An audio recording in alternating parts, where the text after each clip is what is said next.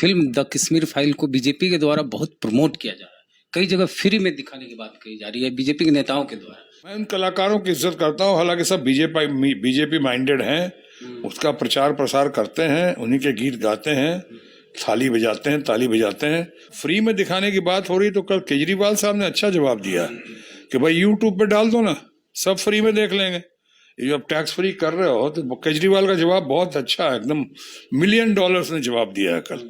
उसके बाद तो सबके होश ही फाख्ता हो गए। हमारे माननीय प्रधानमंत्री जी इसका प्रचार और प्रसार क्यों कर रहे हैं? कहीं 24 का इलेक्शन दिमाग में रख के, इस साल जो इलेक्शन है वो दिमाग में रख के कर रहे हैं क्या? गुजरात फाइल्स भी खुल सकते हैं और बहुत सारे फाइल्स हैं। सेलेक्टिव मिसयूज ऑफ ईवीएम होता है, बिल्कुल होता है, ऐसा तो लोग कह ही रहे हैं। सेलेक्टिव यूज और मिसयूज में आपने देखिए, अपने भी आदमी को निपटा दिया, कोई अपने डिप्टी चीफ मिनिस्टर को निपटा दिया। पिछली बार याद है सब मौर्य की हाँ, मैं बस अब जो समझने वाले समझ जाएंगे, आपने देखा उनको भी निपटा दिया। आपको तो पता हो तो तैयार हो जाते हैं सर विपक्ष की पार्टियां ईवीएम से ही चुनाव लड़ने, जब खामियां हैं। नहीं तैयार हैं। ईवीएम तो दुनिया के बहुत सारे अधिकांशतः मुल्कों से खत्म हो गया है। आपका कांग्रेस से मोह भंग क्यों हो गया? गए एक चुनाव के बाद आप टीएमसी में आ गए। इस वक्त कांग्रेस को के जख्मों पे नमक लगाने की नहीं बल्कि मरहम लगाने की जरूरत है। बाहरी और बिहार यूपी वाले को गुंडा शब्द का प्रयोग दीदी की थी। बाबा साहब वो तो बंगाल से चुनाव लड़के संविधान सभा में गए। हम सब कदरदान है बाबा साहब के, सब उनके भक्त है, हम लोग इतना मानते हैं। आसनसोल में लोकसभा का उपचुनाव है और टीएमसी से शत्रुघ्न सिन्हा साहब चुनाव लड़ रहे हैं। शत्रुघ्न सिन्हा, लोग शत्रुघ्न सिन्हा बोल देते हैं जुबान पे, यही शत्रुघ्न सिन्हा चुनाव लड़ रहे हैं टीएमसी से। और पहले कांग्रेस में थे, पटना सिटी से चुनाव लड़े, हार गए। उससे पहले बीजेपी से लंबे समय तक जुड़े रहे। अभी सर आपका कांग्रेस से मोह भंग क्यों हो गया? गए एक चुनाव के बाद आप टीएमसी में आ गए सर, और बिहार छोड़ के प्रदेश आ गए, यहाँ पर बंगाल में चुनाव लड़ रहे हैं। देखिए, आप भले वहाँ के लोग मुझे बिहारी बाबू कहते हैं और बड़ा मान सम्मान देते हैं, मैं भी बहुत प्यार करता हूँ। मैं हमेशा कहता हूँ बिहार मेरी कमजोरी है और बिहार मेरी मजबूती भी है। लेकिन अगर आप देखें टेक्निकली तो हम तो मुंबई छोड़ के पटना से चुनाव लड़े थे। मुंबई छोड़ के जो कर्म भूमि है हमारी, और वहाँ छोड़ के मैं जन्मभूमि पटना से चुनाव लड़ने आया था। आपने कहा पहले कि कांग्रेस छोड़ के हम यहाँ क्यों आ गए, उसके पहले कांग्रेस से चुनाव लड़े और हार गए थे, तो उसके पहले ये भी बताना जरूरी होगा अपने दर्शकों को कि उसके पहले 2 बार चुनाव लड़े थे हम पटना से बीजेपी से, और दोनों बार रिकॉर्ड मार्जिन से जीते थे। और एक बार तो बिहार का हाईएस्ट रिकॉर्ड था, और एक बार जो है पूरे देश में हाईएस्ट वोट शेयर परसेंटेज लेकर हम जीते थे बीजेपी से। उसके बाद जब कांग्रेस से चुनाव लड़े तो चलो अब उस कहानी पे ना जाएं कि वो ईवीएम मशीन का हुआ कि सामने लड़ने वाले खुद आईटी मिनिस्टर थे, डिपार्टमेंट उन्हीं का था, तो कहीं क्या हुआ, मैं उस पर अब कुछ नहीं बोलूंगा। जो हो गया सो हो गया। कांग्रेस के बारे में भी अभी बात करने का कोई खास मकसद नहीं होगा पूरा, क्योंकि कांग्रेस जो है अभी खुद बहुत क्राइसिस की स्थिति से गुजर रही है। कांग्रेस को अभी वो सब बातें करके मैं कुरेदना नहीं चाह रहा हूँ। इस वक्त कांग्रेस को के जख्मों पे नमक लगाने की नहीं बल्कि मरहम लगाने की जरूरत है। और तीसरी बात कि मैं चुनाव लड़ रहा हूँ यहाँ पे दीदी के निर्देश पे, जनता जनार्दन आसनसोल के आदेश पे मैं यहाँ चुनाव लड़ रहा हूँ। जब मैं यहाँ से चुनाव लड़ रहा हूँ तो अभी मेरा सारा फोकस जो है आसनसोल पे है, इस चुनाव पे है। ये मेरे लिए ऐतिहासिक क्षण है। दीदी का और या ममता जी का खुद निर्देश रहा, उन्होंने खुद ट्वीट किया, खुद यहाँ पे उन्होंने हमें फोन किया, कहिए कि आप जाइए वहाँ पे और आपका लोग इंतजार कर रहे हैं, और वहाँ के समस्याओं को भी देखिए, और समस्याओं को सुलझाने में चूंकि आपके संघर्ष करने का ट्रैक रिकॉर्ड है। आप नोटबंदी के खिलाफ भी आपने बहुत आवाज उठाई थी, जीएसटी के खिलाफ भी आवाज उठाई थी, तो आप जाइए वहाँ पे कीजिए। और इसलिए मैं यहाँ पे आया हूँ। अभी हमारा फोकस जो है सामने दिखाई पड़ रहा है चुनाव, और चुनाव में कैसे जिस तरह से हम ऐतिहासिक क्षणों में आए हूँ, यहाँ के ऐतिहासिक रिएक्शन देख रहा हूँ, लोगों का समर्थन में जो प्यार देख रहा हूँ, जो उमड़ाव देख रहा हूँ, जिस तरह से मुझे जिस उत्साह और जोश के साथ लोगों ने स्वीकारा है यहाँ पे आसनसोल की जनता ने, उसको देख रहा हूँ। और मैं समझता हूँ प्रभु की असीम अनुकंपा से, अल्लाह ताला के फजल से, वाहेगुरु के आशीर्वाद से हमारा रिजल्ट भी जो है, जो आपने भी कुछ हद तक दिखाया है, रिजल्ट भी लगता है विनम्रता पूर्वक वही कहता हूँ कि शायद ऐतिहासिक जीत हो सकती है। और जीत सही मायनों में आसनसोल की जनता का होगा, आसनसोल के तृणमूल कांग्रेस के कार्यकर्ताओं का होगा, और सही मायनों में जीत ममता बनर्जी जो देश की शायद सबसे बड़ी, सबसे लोकप्रिय टाइग्रेस हैं, ग्रेट लीडर हैं, ग्रेट ह्यूमन बीइंग हैं, ग्रेट वुमेन हैं, उनकी जीत होगी। ये जो आउटसाइडर कहा जा रहा है सर, उसको आप कैसे काउंटर कर पाएंगे? बीजेपी के द्वारा आरोप लगाया जा रहा है, क्योंकि ममता बनर्जी विधानसभा चुनाव जब हुआ था तो हम उस समय कवरेज भी कर रहे थे, तो उन्होंने बाहरी और बिहार यूपी वाले को गुंडा शब्द का प्रयोग दीदी की थी। देखो, आप उनका ममता जी ने क्या कहा उन लोगों को पहले, या उनको बाहर का लोग कहा, या आपने जो बोला क्या कहा, उसके पीछे कारण समझना होगा, दर्द को समझना पड़ेगा। आप तो बिहार के हैं, झुरमुट की ओर से चहकने वाले पंछियों का गान सदा हर्षगान ही नहीं होता, उसके पीछे कभी कभी वेदना और करुणा भी छुपी होती है। तो ममता जी को जब लग रहा था कि ये लोग बाहर से बगैर किसी एजेंडा के एकदम इन्वेड करने आ रहे हैं, इन्वेजन करने आ रहे हैं, बंगाल का ईस्ट इंडिया कंपनी की तरह one man show and two man army, धन शक्ति का दुरुपयोग करते हुए, प्रोपेगेंडा मशीन का दुरुपयोग करते हुए, अपने gun power, goon power, money power, muscle power का दुरुपयोग करते हुए जिस तरह से आ रहे, जिस तरह से उन्होंने दीदी को ह्यूमिलेट करने की कोशिश की, भारत के प्रधानमंत्री होकर जिस भाषा का प्रयोग किया, दीदी ओ दीदी, जो क्या मखौल उड़ाया उन्होंने, वो शोभा नहीं देता था, वो भी किया। और तो और दीदी पे अटैक तक हुआ।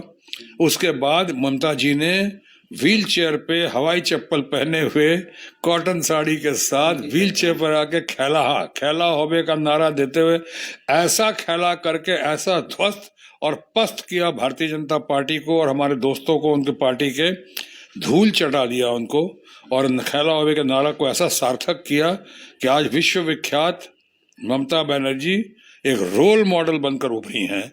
तो ये जो उन्होंने कहा था उसके पीछे कारण वो था। अब आपने जो कहा कि मुझे कुछ लोगों ने कहा, अगर आप तो नहीं कह बाहरी बोल रहे हैं, हाँ, अगर कह रहे तो इशू खत्म हो गया ना। पहले कहा था, पहली बात तो मैं कहूंगा जो मुझे बाहरी कहते हैं उनको जरा सोच समझ के कहना चाहिए। तथा कथित बाहर के जो लोग हैं यहाँ पे, तथा कथित माइग्रेंट जो लोग हैं, मुझे ही आप बाहर कह दोगे।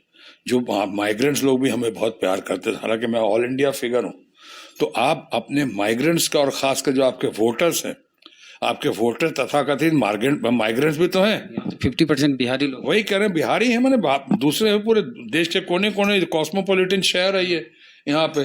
तो आप अगर हमें बाहरी कहोगे तो जो उनका वोट्स आपने लिया, लेते हैं, उनको क्या कहेंगे? उनका वोट लेंगे, मीठा मीठा गप गप, कड़वा कड़वा थू थू। जब वोट चाहिए तो आप बाहरी का भी लेंगे सो कॉल्ड, और उसके बाद हमें गलियाएंगे भी। इससे उनका भी अपमान होता है, आपके वोटर्स का भी अपमान होता है। और दूसरी बात, मुझे बाहरी कहते हैं जो ऑल इंडिया फिगर है, जो यहाँ पे कन्याकुमारी से कश्मीर तक जो भी बना है, जो भी ख्याति हासिल की है, उसमें सब प्रदेश का हाथ रहा है, बराबर का हाथ रहा है। हमें जो वोटिंग मिली है सब प्रदेश ने आज जो बना हो, चाहे स्टारडम को हो, चाहे ख्याति बोलो, चाहे जो नाम हासिल किया। और ऊपर से बंगाल, जिसका मैं इतना कायल रहा हूँ, बंगाल जिसकी संस्कृति मुझे इतनी पसंद है, बंगाल की भाषा में बोलता हूँ, वो मुझे इतनी पसंद है, बंगाल का खाना पीना, वहाँ पहनना, वो सब मुझको इतना अच्छा लगता है। उस आदमी को आप कह रहे हो जो बंगाल की इतनी फिल्में की हैं, जो अंतरजोड़ी यात्रा की है, गौतम घोष की मस्तान, शक्ति सामंता की मस्तान की है, अब उसके लेट एंड ग्रेट एक्टर वो था, अपना मर गए, नहीं रहे, हमारे अपने सुमित भांजा जी, उनकी फिल्म जवान की इतनी फिल्में की हैं, उसको आप कह रहे हो बाहर लोग। और अगर मैं बाहर का हूं तो फिर मोदी जी क्या है? वो गुजरात छोड़ के चुनाव लड़ने के लिए, प्रधानमंत्री सत्ता हासिल करने के लिए वो काशी में आते हैं, काशी से चुनाव लड़ते हैं। और सिर्फ उन्हीं की बात क्यों कर रहे हैं हम? अभी शरद यादव से लेके, मधु लिमेर से लेके, आपको सुचिता कृपलानी से लेके आचार्य कृपलानी, सारे बिहार से चुनाव लड़ते हैं। जॉर्ज फर्नांडिस मुजफ्फरपुर से चुनाव लड़ के कर्नाटका का आदमी जीत चुका है, क्योंकि नेशनल फिगर्स हैं, वो कहीं से भी लड़ सकते हैं। आपने इंदिरा गांधी को देखा होगा, चिकमंगलूर गई थी। आपने देखा है Sushma Swaraj, late and great, वो बेलारी गई थी। आपने देखा है हमारे अपने राहुल गांधी अभी वायनाड से लड़ रहे हैं चुनाव। तो ये कोई ना बड़ी बात है, ना ही कोई गलत बात है, ये होता है। और खासकर नेशनल फिगर्स के साथ जो है, और ऊपर से ये समझने की आवश्यकता है, भारत एक है, भारत का संविधान का, और संविधान के निर्माता खुद बाबा साहेब, वो तो बंगाल से चुनाव लड़के संविधान सभा में गए। तो बाबा साहब भी, जो ग्रेट बाबा साहब, वो बंगाल से चुनाव लड़ सकते हैं और जीत सकते हैं, क्योंकि सुना कि चेन्नई जो उस वक्त मद्रास था, वहां महाराष्ट्र से हार गए। महाराष्ट्र से शायद हार गए थे, लेकिन कहाँ से हारे वो मतलब नहीं है, बंगाल से आके जीते, ये बहुत बड़ी बात है। तो अच्छी बात है। तो हम सब कदरदान है बाबा साहब के, सब उनके भक्त हैं, हम लोग इतना मानते हैं।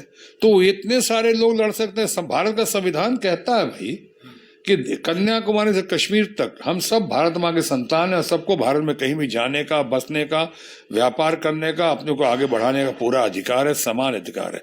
इसलिए ये सवाल, खैर मैं खुश हूं कि अभी ये सवाल हटा दिया गया। एक चीज और कह दूं, ये कहना ये चाहूंगा कि इसमें जो कहते हैं कि मैं बाहर का हूं, चाहे मैं बाहर से आके चुनाव, उनसे ये भी कहना चाहूंगा कि ये बांटने की कोशिश मत करो क्षेत्र के नाम। हाँ, क्षेत्र के नाम पे।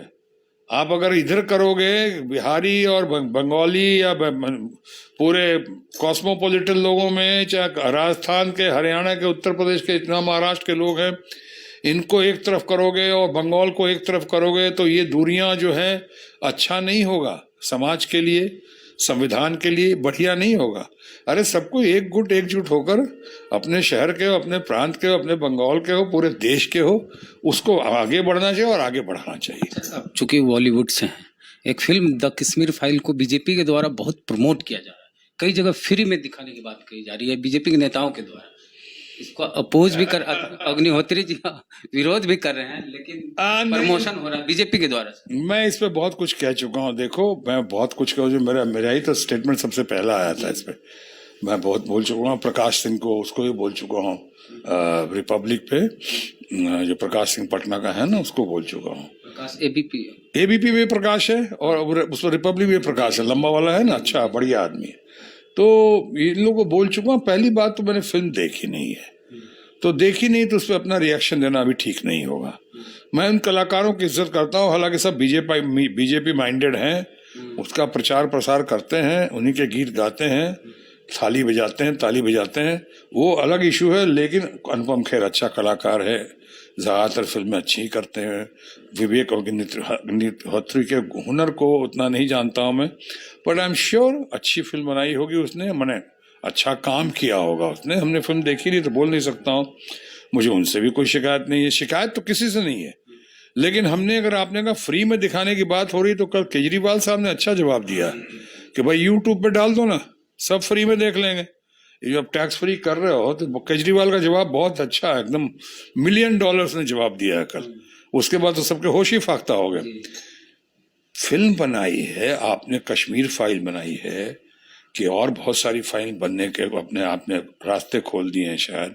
अब कोई गुजरात फाइल भी बनाना चाहेगा, कोई साहब दिल्ली का सिख दंगों का है, उसको आप ये करेंगे, फाइल बनाना चाहेगा। मुझे कश्मीर पंडितों के साथ मुझे बहुत सहानुभूति है, मुझे जिसके साथ भी नाइंसाफी, उसके साथ इंसाफ होना चाहिए। लेकिन मैं उस पॉइंट पे थोड़ा बाद में आऊँगा, पहले बता दूं, पेगासस पे फाइल बनेगी, राफेल पे फाइल बनेगी, कितने फाइल्स बन सकते हैं। देश में इतने दंगे हुए, आपको महाराष्ट्र में हुए कि नीली मैसेकर हुआ था, नीली में हुआ था, बिहार में कितने दलित बिहार में भागलपुर का हुआ, तो कितने फाइल्स बनाएंगे और कितने आप जख्मों को कोरे देंगे, कितनों को ये, अरे उनका समाधान करो ना। मैं तो ये कहना चाहता हूँ, यही बात आपके जरिए कहना चाहता हूँ कि हमाम में सारे हमारे पॉलिटिशियन दंगे इस मामले में, सारे प्रधानमंत्री, किसने क्या किया है। ये कश्मीरी, हमने शॉटगन शो में सबसे पहले हमने चलाया था ये, कश्मीरी अपने ही घर में बेघर क्यों, कश्मीरी पंडित अपने ही घर में बेघर क्यों। हमारे शो में तो मैं यासीन मलिक जी को लेकर आया था, यासीन मलिक को अपने शो में लेकर आया था, और कश्मीरी पीड़ितों को लेकर आया था। 3 बार 3 एपिसोड में दिखाया गया शॉटगन शो में। इतना अटल जी से लेकर बाला साहब ठाकरे तक ने बहुत तारीफ की थी। एक वो तो एक तरफ है, विवेक अग्निहोत्री, बाकी लोग को देखना ही, वो तो एक तरफ है। दूसरी बात जो सबसे महत्वपूर्ण ये है, टाइमिंग क्या है, ये आज क्यों दिखा रहे हैं और कितनों हमारे माननीय प्रधानमंत्री जी इसका प्रचार और प्रसार क्यों कर रहे हैं। कहीं 24 का इलेक्शन दिमाग में रख के, इस साल जो इलेक्शन आ रहा है वो दिमाग में रख के कर रहे हैं क्या। समाधान क्या किया, लिप सर्विस क्या किया, क्या उनको कोई कॉम्पनसेशन दिया अभी तक। कहा जा रहा है सर कि उस समय तो सरकार में वो थे बीजेपी वाले, ठीक है, आप एकदम सही कह रहे हो। राज्यपाल भी वहाँ। अरे उस समय बीजेपी वाले थे, उसके पहले भी अगर कहना चाहे तो जिस पे कह दो, हमने कहा हमाम में है। अभी क्या रिपीट करूं भाई, उसके पहले कांग्रेस भी थी, कांग्रेस के हमारे मित्र थे। उन्होंने क्या किया, वीपी सिंह से इतने बड़े प्राइम मिनिस्टर, वीपी सिंह के साथ बीजेपी भी थी ना, और कुछ हद तक कम्युनिस्ट भी थे। राजपाल जगमोहन जी अच्छे आदमी हैं, वो थे वहां पे। तो किसने क्या किया, और उससे बड़ी बात, सबसे बड़ी बात आपसे ये कह दूं कि आज हमारे माननीय प्रधानमंत्री मोदी जी जो उसका प्रचार प्रसार तो कर रहे हैं, लेकिन 8 साल से प्राइम मिनिस्टर हैं, प्रधानमंत्री हैं। उन्होंने क्या क्या कोई पॉलिसी बनाई, कोई उनको कॉम्पनसेशन दिया, कोई दोषियों को पकड़ने की कुछ कोशिश की या तेजी की इन्होंने, कोई उनको घर दिया वापस, घर को कॉलोनी तैयार की कि इस कॉलोनी में जो है हमारे कश्मीरी पंडित थे जिनका घर उजड़ा है, उनको हम लाके सजाएंगे, संवारेंगे, बसाएंगे। ऐसा तो कुछ नहीं। आपने कहा टैक्स फ्री, तो टैक्स फ्री करके आप क्या करना चाहते हैं? अच्छी बात है, फिल्म अच्छी होगी, हम नहीं कहते, हमने देखी नहीं है, इसलिए मैं ये भी नहीं कह सकता फिल्म अच्छी नहीं होगी। क्यों अच्छी नहीं होगी? अच्छी हो सकती है, लेकिन इसमें आपने कई और फाइल्स भी खुल जाएंगे, गुजरात फाइल्स भी खुल सकते हैं, और बहुत सारे फाइल्स हैं। तो आप ये सब फाइल्स खुलवा के जब तक समस्या का समाधान नहीं करेंगे या समाधान करते हुए दिखेंगे नहीं, इंसाफ का होना ही उतना जरूरी नहीं है, इंसाफ का होता हुआ दिखना भी उतना ही जरूरी है जितना इंसाफ का होना। तो वो तो आप दिखाइए ना, आपकी सिंसियरिटी कहाँ है? आप प्रधानमंत्री हैं मोदी जी, इतने अच्छे आदमी आपको लोग कहते हैं, तो आप कीजिए ना कुछ उनको। वो नहीं करना है, प्रचार प्रसार कर देना है, इस पे वोट बैंक की राजनीति करनी है। इसीलिए मैंने कहा केजरीवाल ने कल बहुत अच्छा जवाब दिया है, बगैर फिल्म के ऊपर टीका टिप्पणी किए उसने कहा, हालांकि उन्होंने तो और भी बहुत कुछ कह दिया है, लेकिन उन्होंने कहा कि भैया यूट्यूब पे लगा दो, सब देख लेंगे फ्री में। ईवीएम को लेके क्या सोच रहे हैं? मैं ईवीएम का तो मैं भी शिकार हुआ, ईवीएम के बहुत लोग शिकार हुए। इस बार भी मैं लोग कहते हैं कि राहुल गांधी से लेकर अमेठी से लेकर बहुत लोग शिकार हुआ।